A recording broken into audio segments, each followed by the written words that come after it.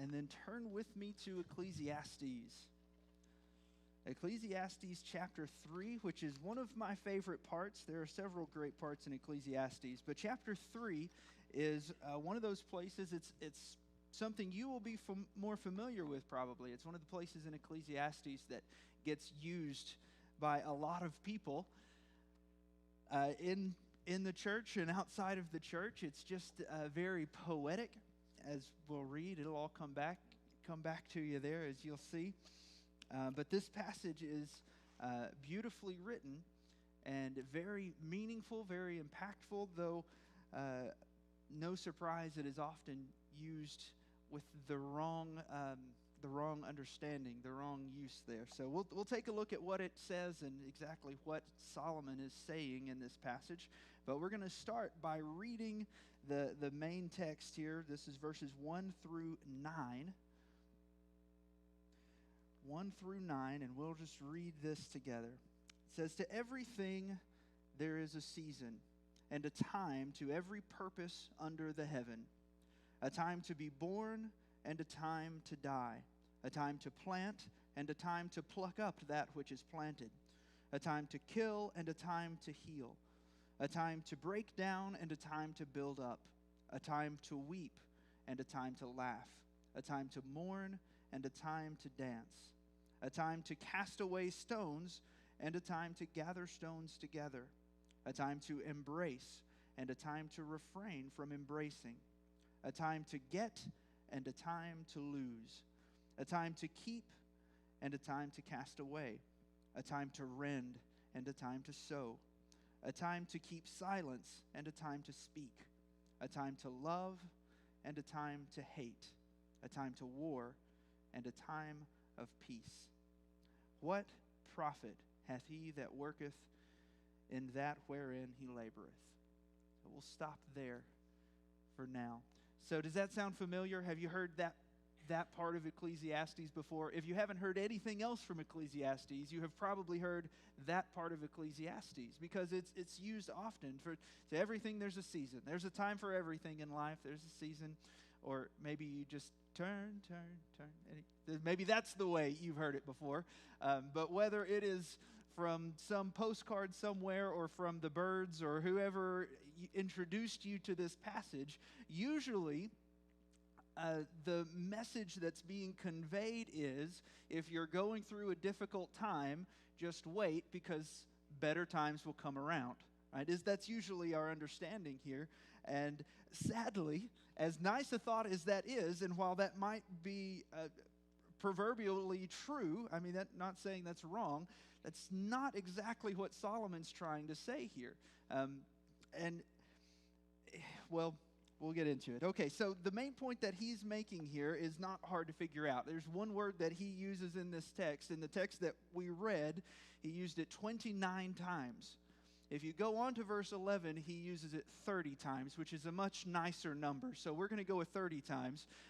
But he uses the same word over and over, just almost too much. He uses the same word. So what is this passage talking about? Time. And it's not a trick question. It's talking about time, a time for all of these things that he lists. And he goes through this whole list talking about time, and he gives us these opposites, not quite opposites, but these contrasting ideas to show. It's a figure of speech called a merism, which shows you give two sort of extremes, but you're not actually talking about the extremes. You're talking about everything in between. Right? So when he talks about a time to live and a time to die, he's not just talking about those moments. He's talking about everything in between. So it's like we find it all through the Old Testament when it talks about heaven and earth. He's not literally talking about the dirt and the sky. He's talking about everything that's in heaven and earth. When he talks about in Genesis 1, evening and morning were the first day. Right? He's talking about the whole thing, not just part.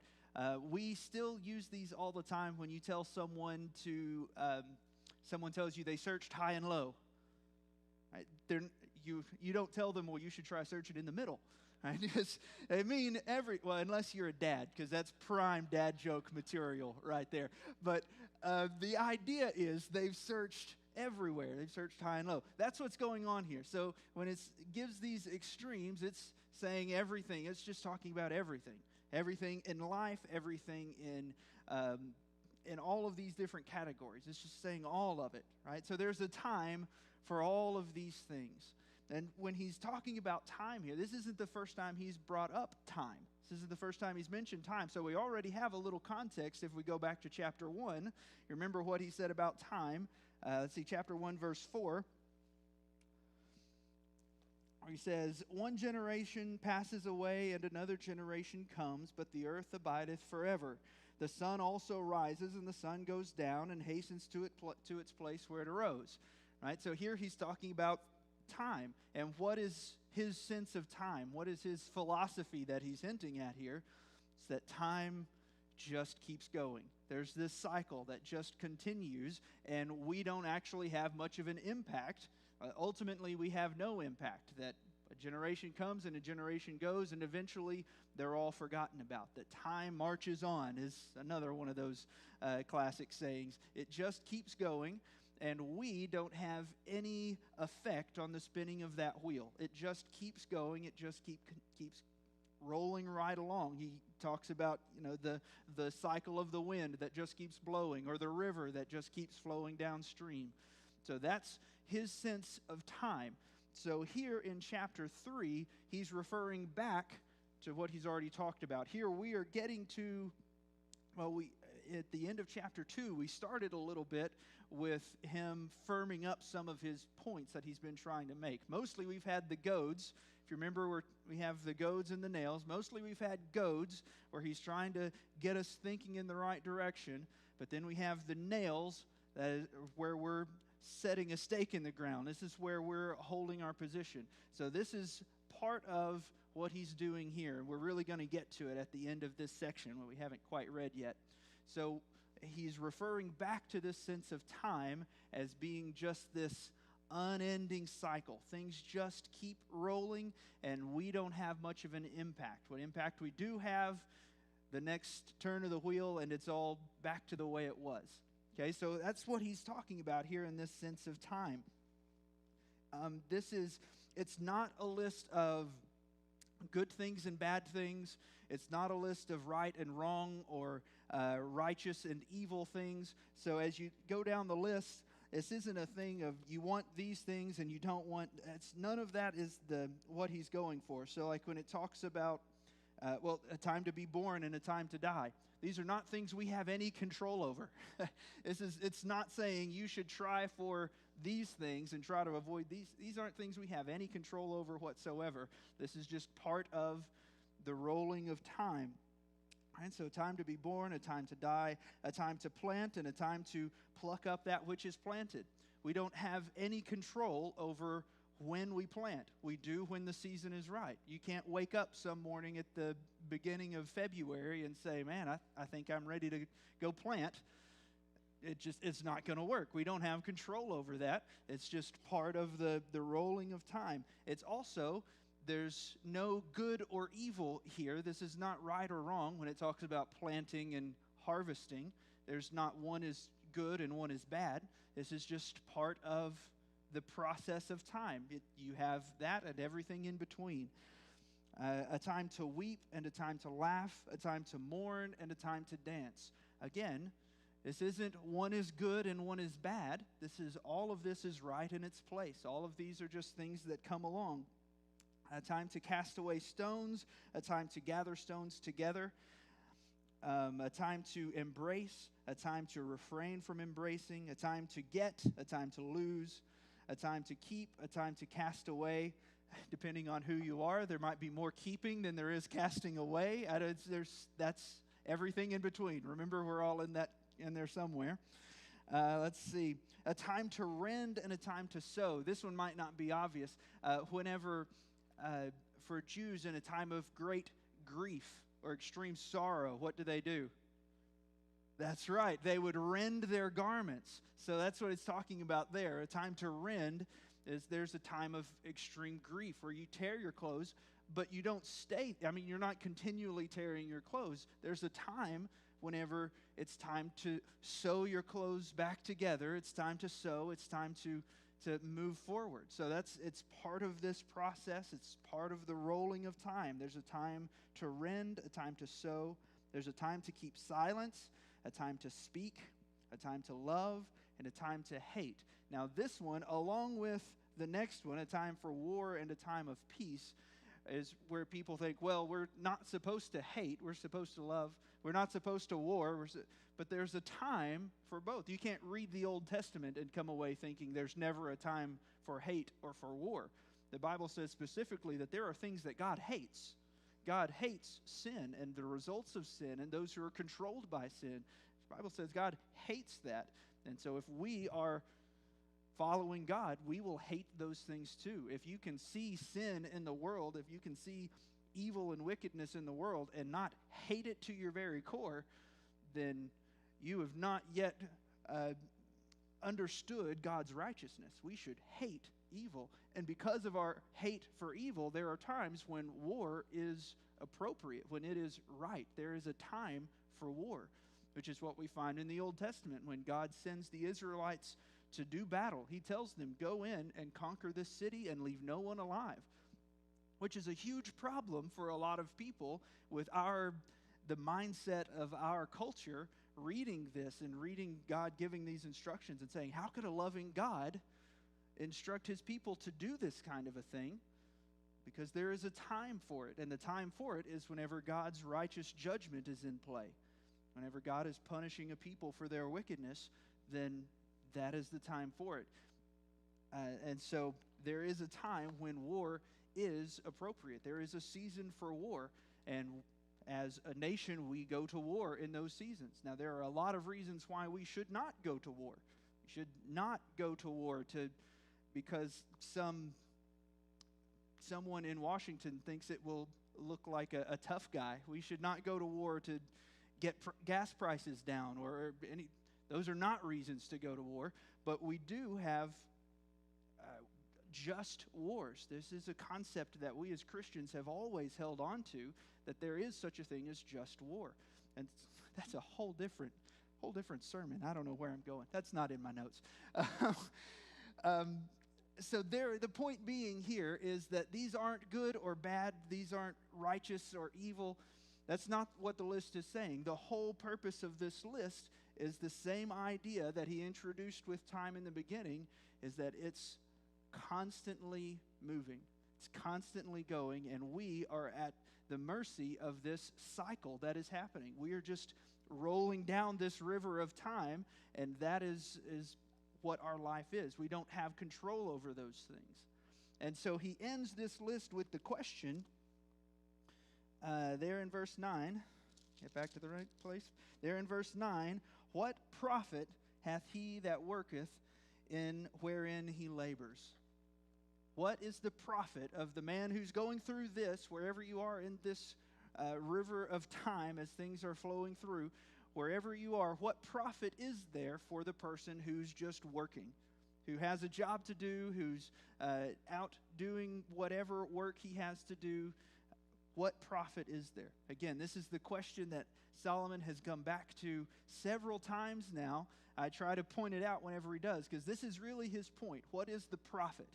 That is, I have what I put into it, and I get some out of it. As I'm working, there is joy in the work. As I'm working, there is a finished product, but eventually that's going to be gone. So when all of that is awash, what profit is left? What is there that endures, that is over and above the simple effort of doing it? So that's his question. What is the profit? What do I gain? What is there left after all of this cycle? So that is sort of the final goad here. He's been getting us to this point all along, over and over. He's bringing us to this point. What is the profit in all of this flow of time? What are we trying to get out of it? What's the point of any of this? Right? Now he's going to answer the question. Finally, after all this time, he's going to give us the nail. Okay? So verse 10. I have seen the travail which God has given to the sons of men to be exercised in it. He hath made everything beautiful in his time. Also, he has set the world in their heart, so that no man can find out the work that God maketh from the beginning to the end. There's more. We'll stop there for now. So what is the point of all of this? Well, the first thing he says there in verse 10 is, I have seen the travail which God has given to the sons of men to be exercised in it. So immediately, where is he putting all of the blame? Where is he looking to for the meaning behind all of this? Where does he look? God. Right? For anyone who thinks that Ecclesiastes is Solomon just down in the dumps and depressed and is just writing this is the point. He's been trying to get us here all along, saying all of this is happening, and whenever he's finally ready to give us something solid to hold on to, he turns immediately to God. Right? That's where we've been going. Everything under the sun without God is just meaningless. Hevel, hevel, hevel. It's all meaningless. It's smoke. It washes away, and it doesn't last. But now when we're looking for what's the real profit, what's the real meaning, he comes directly to God. Right? This is the point. And so he says it all comes back to God. And I have seen the travail which God has given to the sons of men to be exercised in it. To be exercised in it. Who here just loves to exercise? Nobody. Okay, there are a few nuts out there who just have convinced themselves that they enjoy it. I don't know. I don't believe them. But they say, this is what they do. I don't know. We don't exercise because we just love exercising, do we? We exercise because there is some gain to be had through exercising. We do go through the pain and the sweat and the suffering and all of that so that we can get some gain out of the exercise. Now, what does this say here? It says, I have seen the travail, the trouble, the hardship, which God has given to the sons of men to be exercised in it. So why are we going through all of this stuff? Solomon says plainly, you're going through it because God gave it to you. God did it. If you want to be mad at someone, be mad at God. He's the one in charge. He's the one who gave it to you. He put it to you for exercise. Because you need to get some strength about you. You're weak and flabby, and you're going to have to build up some spiritual muscle here. And so he gives us exercise. He gives us hardship. He gives us difficulty, gives us work so that we can be strengthened, so that we can grow. This should be obvious to us because in the book of James, we're told the exact same thing. In the book of James, chapter 1. I told you we'd be coming here. It's time in the sermon when we turn our attention to James, our regularly scheduled programming. All right. James chapter 1, verse 2. My brethren, count it all joy when you fall into diverse temptations, knowing this, that the trying of your faith works patience. But let patience have her perfect work in you, that you may be perfect and entire, wanting nothing. Count it all joy when you fall into diverse temptations. I've mentioned when we started, Ecclesiastes is not a book about being sad and depressed. It's a book about joy, about real, lasting, profound joy. Not the kind of happiness that the world is selling through whatever entertainment or experience it's offering. It's talking about real joy that you earn by the sweat of your brow. It's that you earn by enduring trials, by going through the exercise program that God has given us. And he can do that. You know, when you have, I've never had one of those, but you see them on TV, those kind of trainers that are all in your face and just pumping you up, and you got to do more, you got to, one more time. Well, you've seen that kind of thing. I hope I never have to experience, but you've seen that kind of thing. They do that, and they put you through all kinds of torture and pain because they know that you're not going to be in pain for the rest of your life. You go through this to get to something better. Whenever God is exercising us, and part of the reason we miss this is because our sight is so limited, and we'll get to that here in just a minute. But when God is looking at it, His outcome, His goal, what He's trying to perfect in us is an eternity. I mean, He's looking at all of our life, and we're looking at right now, maybe even a few years where we're going through, we just can't get out of this slog that we're in. It's just one blow after another. But that's all we can see. We can't see far enough down the road to see what God has planned for us, what strength He's trying to grow in us. And we just can't see it. But God is the trainer who is putting us through this exercise to strengthen us. And so if we can remember that, then we can count it joy even in those, we can come away saying, yeah, that was a good workout. Even if it was rough every minute of the way through. We didn't like any of it. We don't have to lie about it. We don't have to say we liked it. But we can say, God was working me over. He's got something good. He's got something good planned for me. And we can move through it. And we can praise God through those difficult times. Through those trials. So back in Ecclesiastes,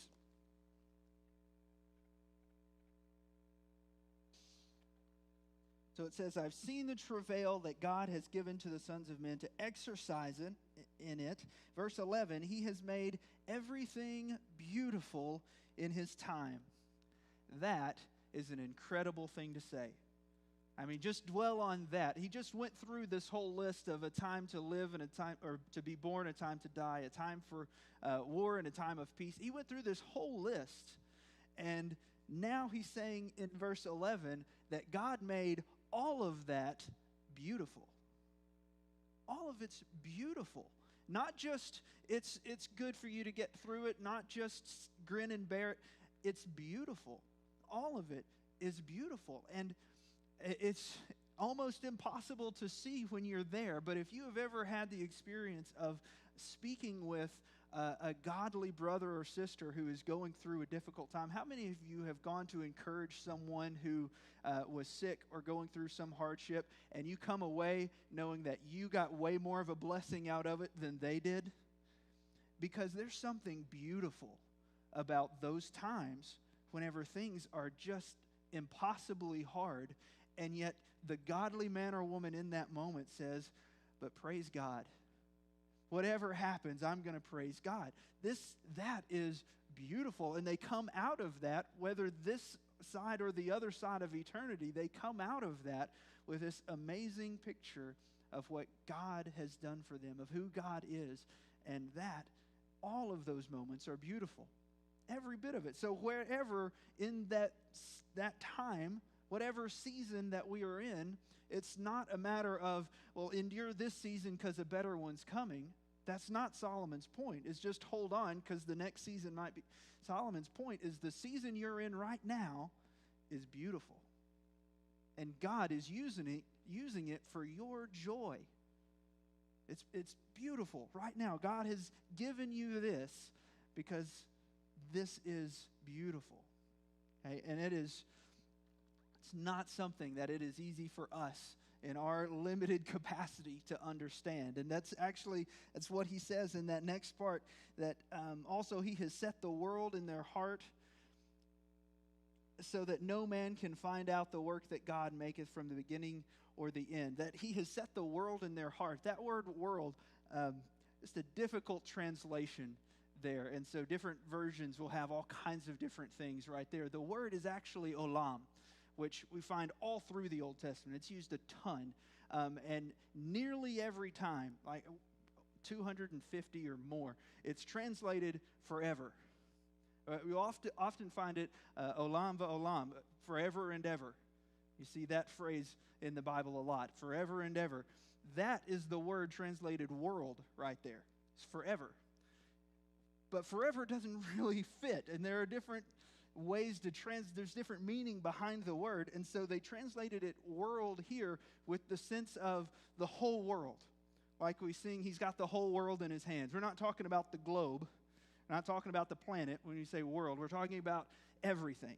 It's just all of everything. There are some translations will translate that as eternity, that he put eternity in their heart. But that, I think, misses it in the other direction, because when we think of eternity, we think of way off in the future.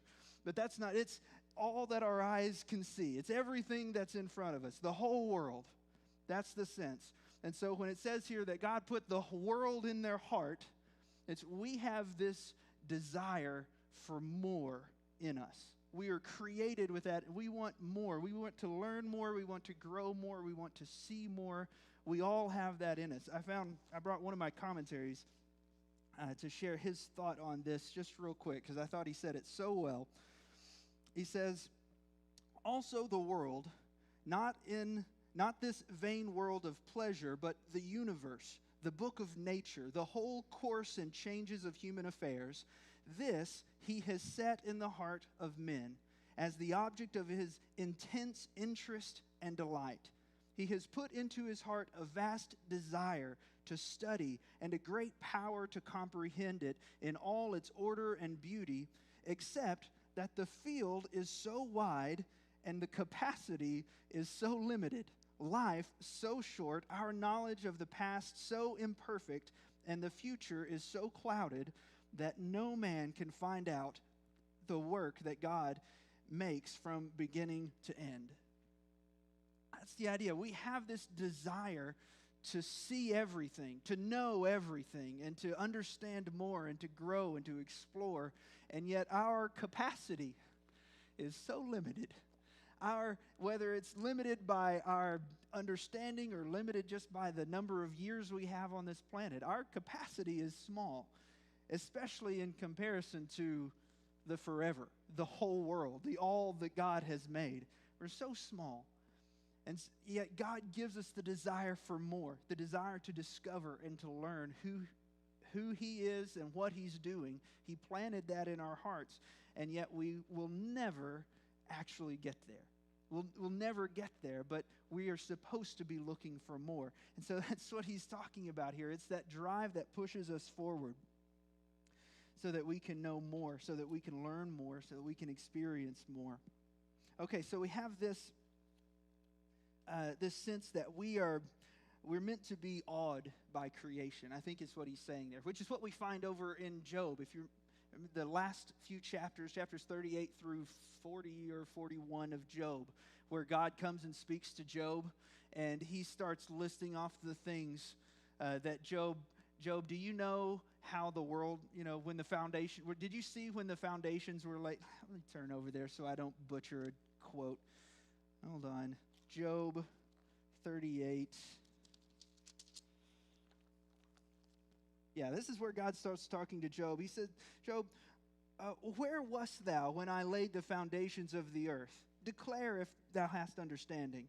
Who hath laid the measure thereof, if thou knowest? Or who stretches the line upon it? Whereupon are the foundations thereof fastened? Or who laid the cornerstone thereof? Let me skip down verse 17. Have the gates of death been opened unto thee? Or hast thou seen the doors of the shadows of death? Hast thou perceived the breadth of the earth? Declare, if thou knowest it.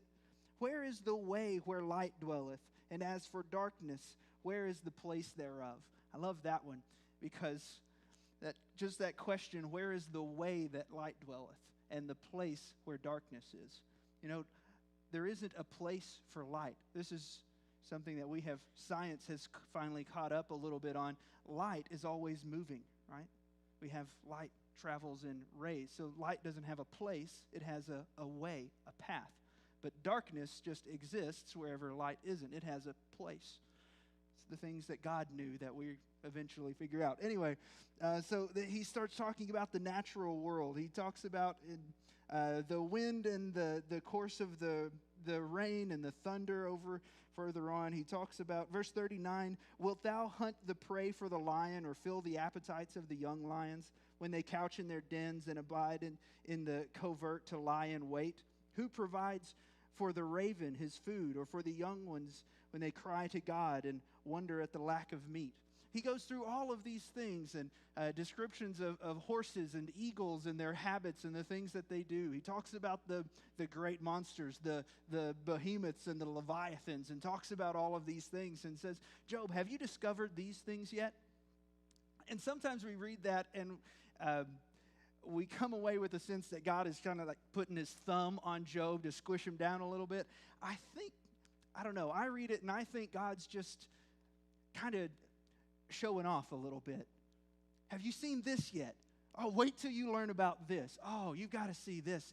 Do you know how I make this lightning work? It's amazing. You got to see. I think there's more to be had there than just quail in fear. There is awe and wonder at what can be discovered. Now, there certainly is a sense of we should be afraid. And we'll get to that here in Ecclesiastes. I should probably get back there, honestly, or we won't get finished. But we have this sense of discovery, of there's more out there, and God made it for us to discover. But there's so much of it, we're never going to get there. It's that vast. It's just beyond us. And so, but we were given this desire to learn more. All right, so let's go on to verse 12. Let's just read 12, a couple more here. He says, I know that there is no good in them, but for a man to rejoice and to do good in his life, and also that every man should eat and drink and enjoy the good of all his labor. It is the gift of God. So he says there, I know there's no good in them. He's talking about the seasons again. He just went through that whole list, the being born and dying, all of those things. He says there's no good in them. This isn't a good or an evil. This isn't a righteous or anything like that. These are just seasons, and God sends all of them. So there's no moral good in either one. They're just things that we have to live through, things that we have to experience. And we are meant to rejoice and do good in all of those seasons. And that's what he says there in verse 12. There's no good in them, but for a man to rejoice and to do good in his life. So it's not about the season. It's not about what season you're in or what you experience in your life. It's about what you do. Are you rejoicing in those times, and are you doing good in those times? That's the question, that we are to rejoice and do good in whatever season we're given. That's where we're supposed to be. And so he says because of that, he gives us that phrase that we find a few times, for every man should eat and drink and enjoy the good of his labor, because it's the gift of God. So we're here in the middle of whatever season God has planted us in. That's where we are. He put us there. And so what do we do about it? We enjoy it, right? We enjoy everything he's given. And sometimes we may look at the person next to us and say, God, why couldn't you put me in that season to enjoy? But he's put us where we are, and there is joy to be had there. I didn't plan to go back to James, but I'm going to anyway. In James, he talks about these trials in chapter 1, right? We have all of these trials to go through and count them all joy. And then when he gets down to talking about what these trials are, he says in verse 9, let the brother of low degree rejoice in that he is exalted, but the rich in that he is made low. Because as the flower of the grass he shall pass away. For the sun is no sooner risen with the burning heat, but it withers the grass, and the flower thereof falleth, and the grace and the fashion of it perisheth.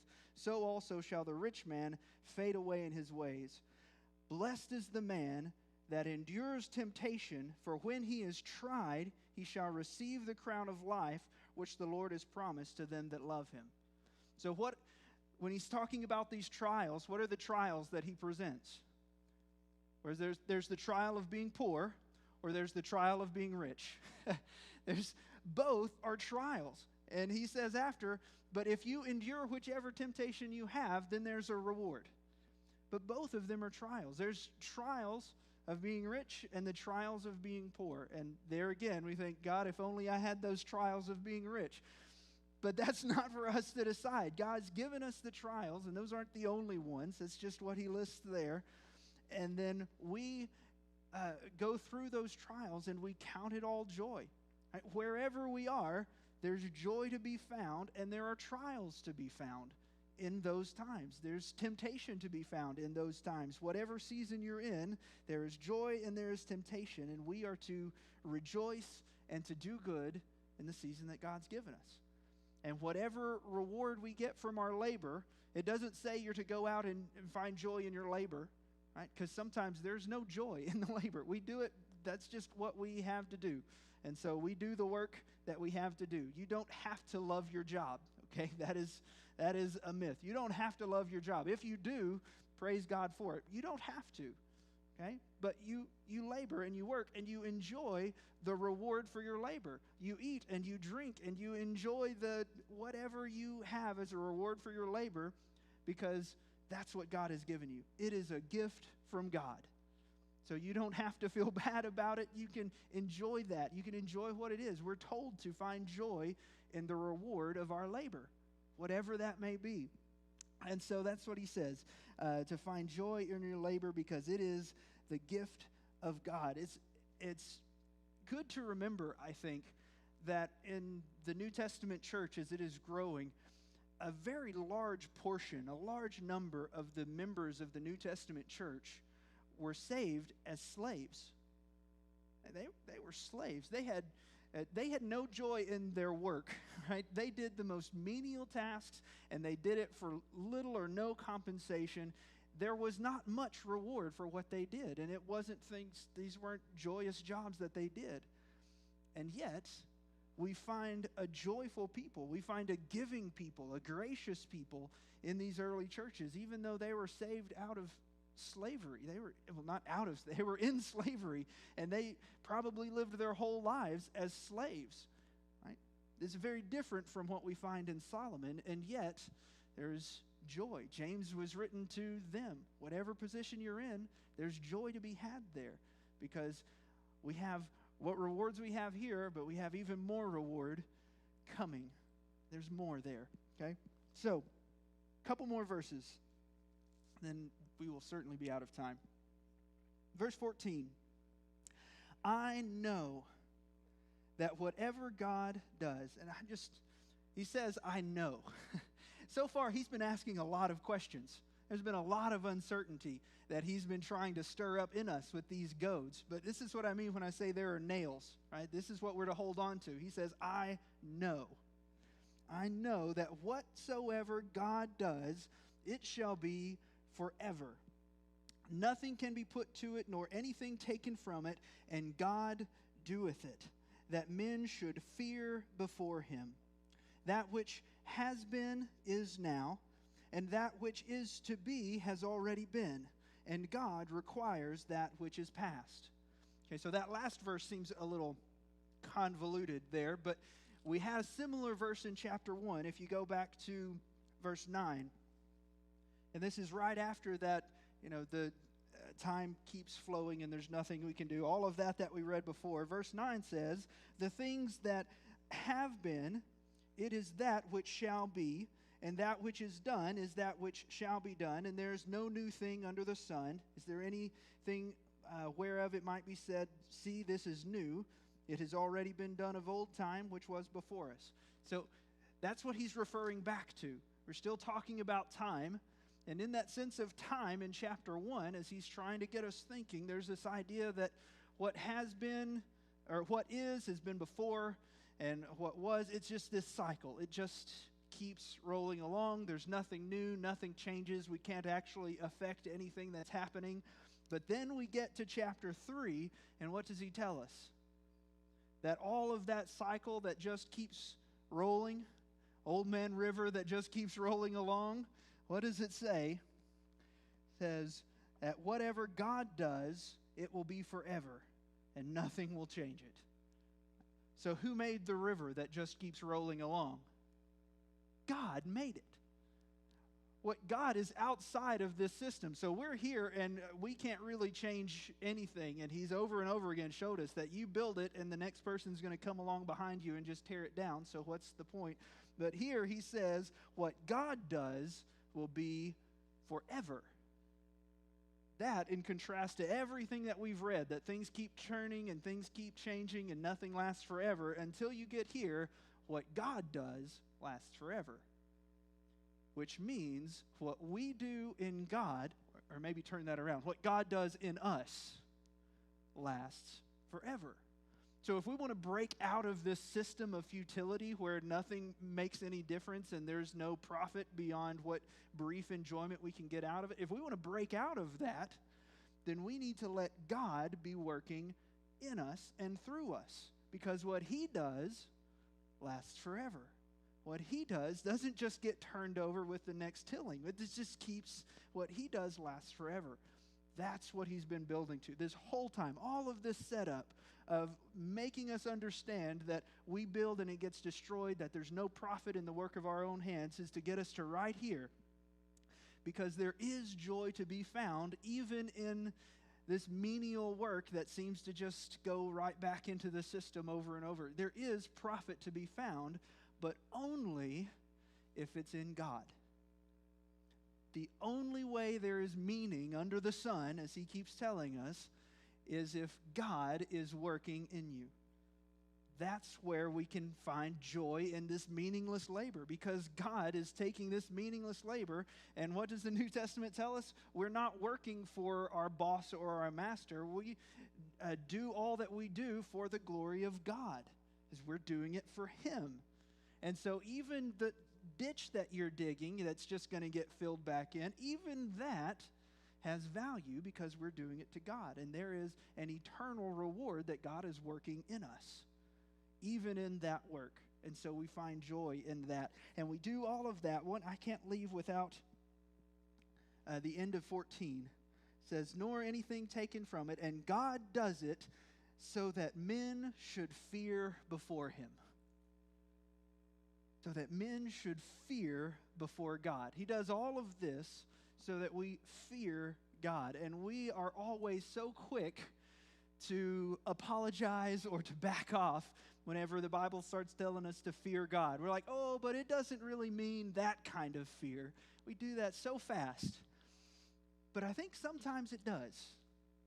Sometimes when I was growing up and I did something I knew I shouldn't have been doing, and my dad found out about it, was I just filled with a sense of reverence and respect for my father? No. I felt fear, right? That was real fear. Now, when you are driving down the highway and doing just a wee little bit above the speed limit and you see a police officer sitting on the side of the road, are you just overcome with respect for that police officer? No. You feel fear because you were doing wrong, and now there is authority that you have to face. See, there's nothing wrong. In fact, there's everything right about fearing authority. We are supposed to. That's what keeps us in check. That's what keeps everything running the way it's supposed to. And so when we finally understand the least little bit of God's authority, of who He is, we should feel fear, right? Because we are guilty. We are, as the old sermon puts it, we are sinners in the hand of an angry God who hates sin. There is fear there. There should be fear there. We will not respond correctly until there is fear before God. He just gives us this little hint of it right here in this chapter. But how does Solomon conclude Ecclesiastes? In chapter 12, verse 13, let us hear the conclusion of the whole matter. Fear God and keep His commandments, for this is the whole duty of man. We're getting to the point. He's given us the first nail, but we're getting to the point. We should fear God. We should understand that God is meant to be feared, to be respected. Now, He is feared as we fear our Father, that there is fear, but there's also love. There's also compassion. There's also relationship there. For those of us who have been adopted by Him, who have claimed Him as our Father and as our Lord, but for those who don't, there's just fear. There's just fear and judgment. And so what we're calling people to, what Solomon himself is calling people to, is to more of a relationship than just that of judge and guilty. We want more to be there than just that. And so we fear God and we keep his commandments. We love him through his Son as we come to learn through his revelation to us. That's the relationship that's supposed to be there.